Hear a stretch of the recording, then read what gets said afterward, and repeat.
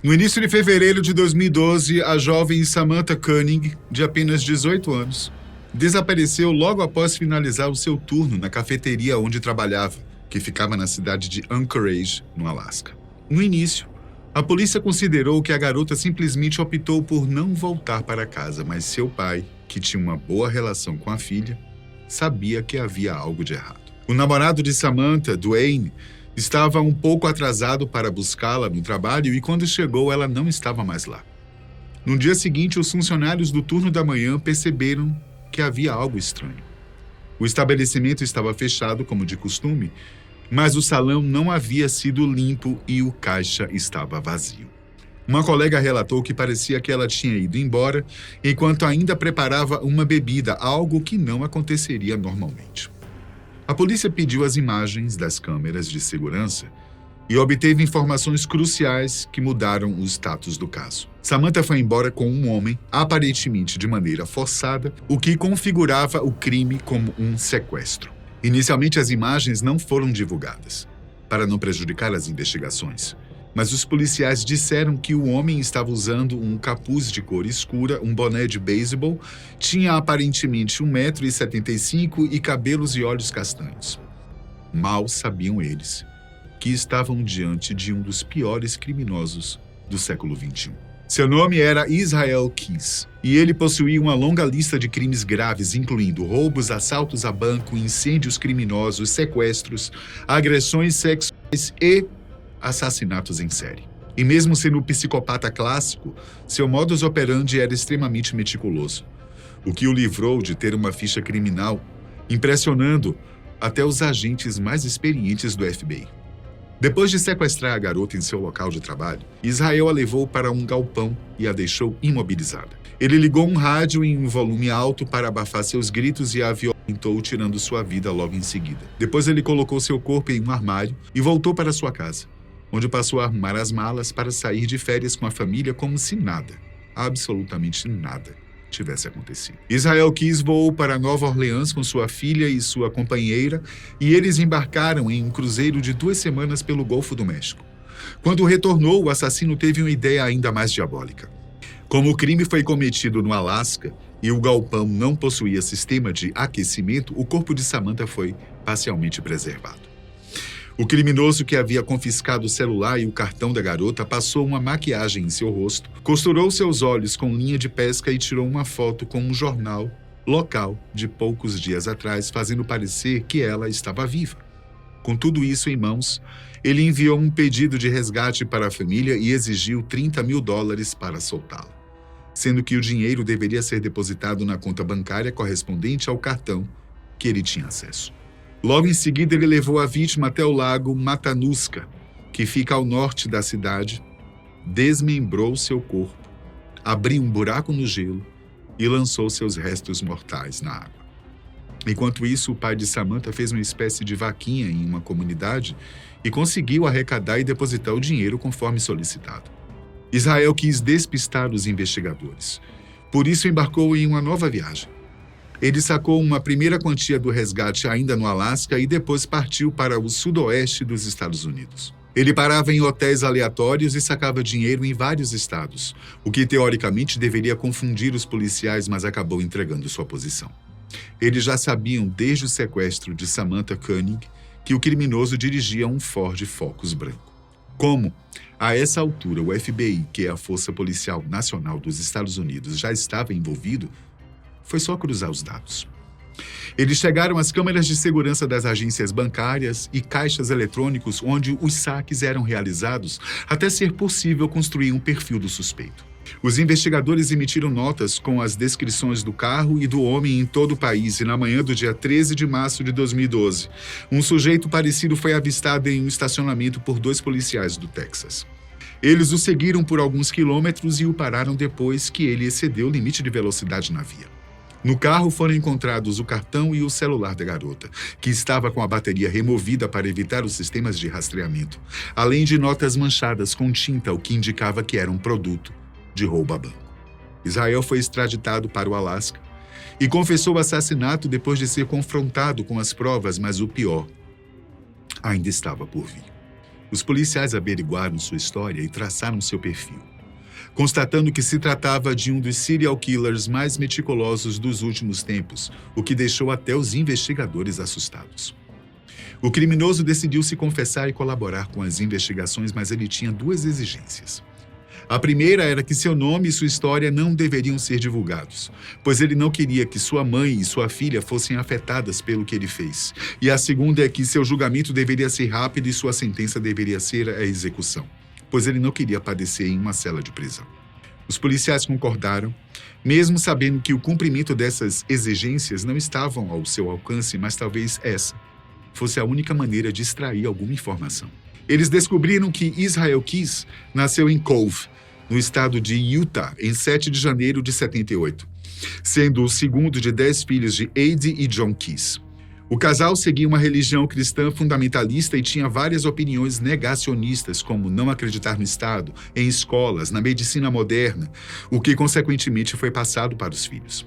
Quando Israel tinha apenas 5 anos, eles deixaram a cidade e se mudaram para Colville, em Washington, para viverem isolados em uma floresta. A família Keyes cresceu sem ter acesso à televisão, eletricidade, aquecimento ou qualquer serviço, produto ou aparelho da era moderna. Além disso, aos poucos sua crença foi se tornando um culto à supremacia racial, o que só piorou ainda mais as coisas. No final dos anos 90, a família se mudou novamente, dessa vez para Maupin, no Oregon. E foi lá que Israel diz ter feito sua primeira vítima, apesar de não ter tirado a sua vida. Depois eles se mudaram mais uma vez, dessa vez para o outro lado do país, em Amish, no Maine, próxima a uma comunidade que compartilhava os mesmos ideais. Enquanto crescia, Keyes invadiu as casas vizinhas para roubar armas. Ele gostava de passar a maior parte do tempo caçando e perseguia qualquer coisa com batimento cardíaco, como ele mesmo disse em depoimento.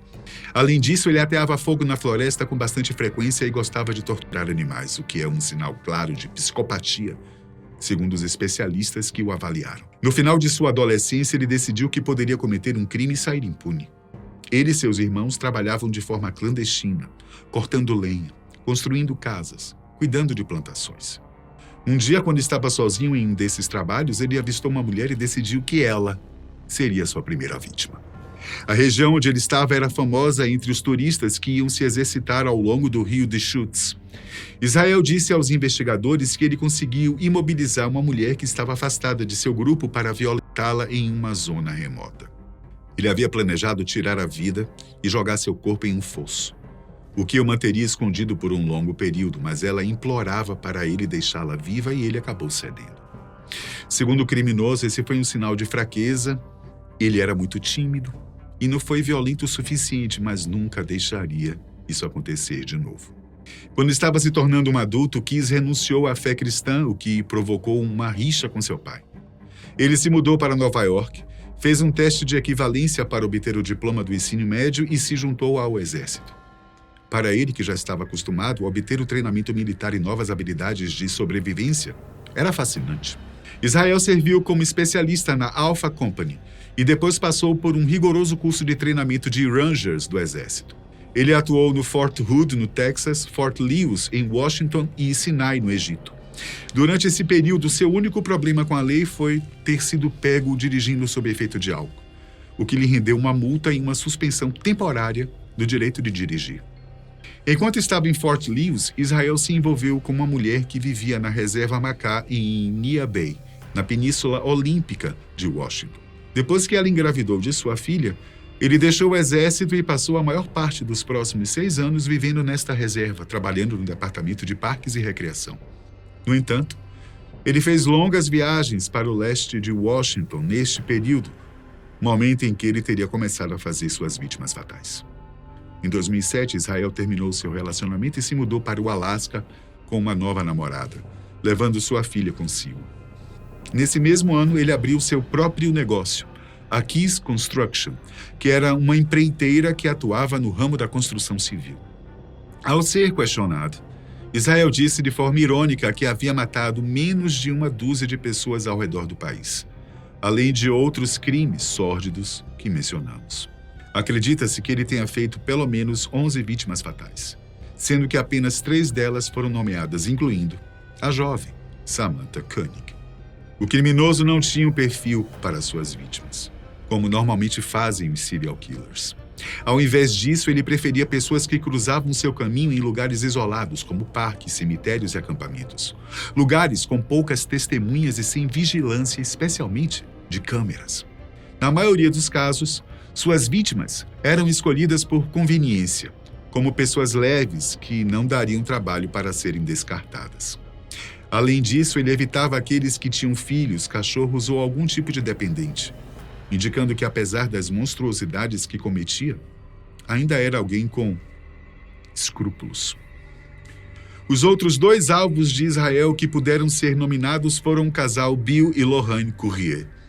Eles moravam em Essex, Vermont, e foram escolhidos principalmente pelo design de sua casa, que poderia ser invadida com facilidade através de uma garagem anexa à residência.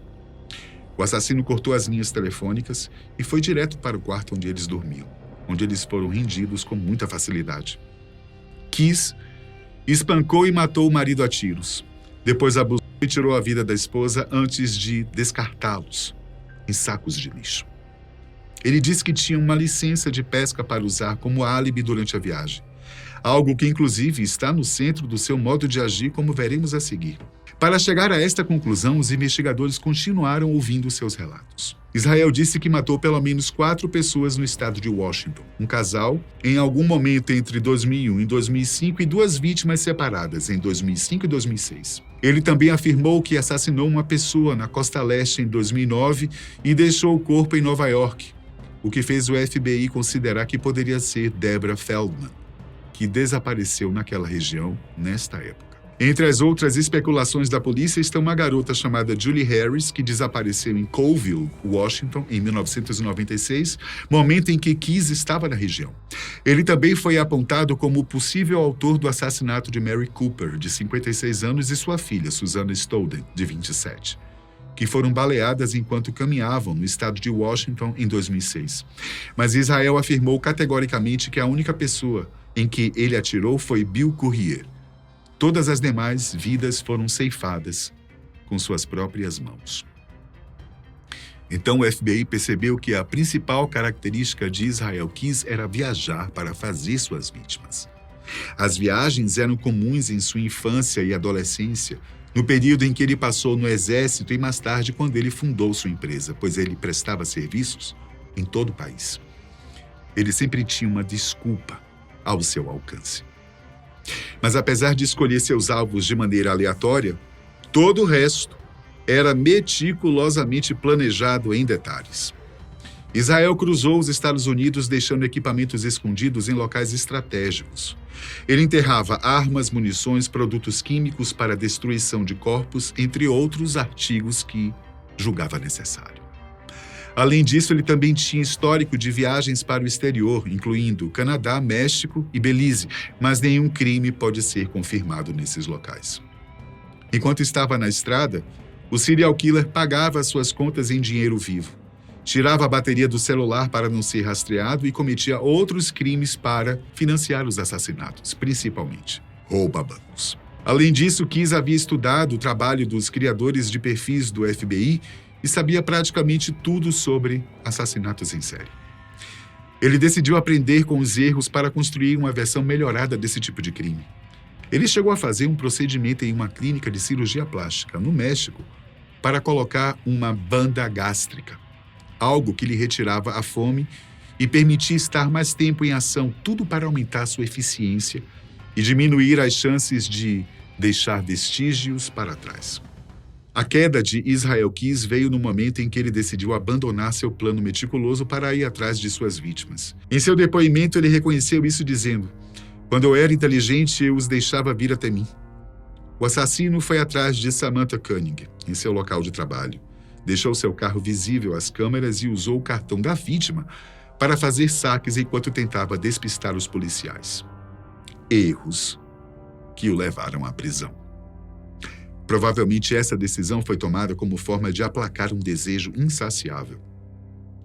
Israel deixou claro que não estava arrependido e comparava o prazer que sentia ao vício de álcool e drogas, algo que cria uma espécie de fissura e crises de abstinência nos usuários.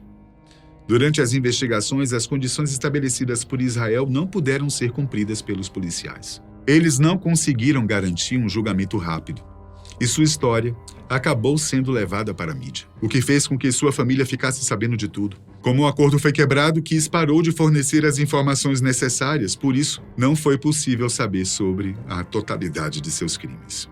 No dia 2 de dezembro de 2012, ele foi encontrado sem vida em sua cela, com sinais claros que tinha tirado sua própria vida. Ele deixou uma série de desenhos com 11 caveiras pintadas com seu próprio sangue, que provavelmente representam suas vítimas, e uma nota de 4 páginas escrita com códigos e rimas. Ele foi enterrado no dia 8 de dezembro de 2012 e em seu funeral só estavam presentes sua mãe, 4 irmãs e 3 cunhados. Agora a pergunta: o que pode levar alguém a ser tão cruel? Até a próxima.